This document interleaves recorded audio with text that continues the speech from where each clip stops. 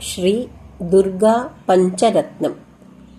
ते ध्यानयोगानुगता पश्यन् त्वामेव देवीं स्वगुणैर्निगूढाम्। त्वमेव शक्तिः परमेश्वरस्य, मां पाहि सर्वेश्वरी मोक्षदात्री। देवात्मशक्तिः श्रुतिवाक्यगीता, महर्षिलोकस्य पुरः प्रसन्ना। गुहापरं व्योम सतः प्रतिष्ठा, मां पाहि सर्वेश्वरी मोक्षदात्री। परास्य शक्तिः विविधैव श्रूयसे, श्वेताश्ववाक्योदितदेवि दुर्गे। स्वाभाविकी ज्ञानबलक्रिया ते, मां पाहि सर्वेश्वरी मोक्षदात्री। देवात्मशब्देन शिवात्मभूता, यत्कूर्मवायुव्यचो विवृत्या।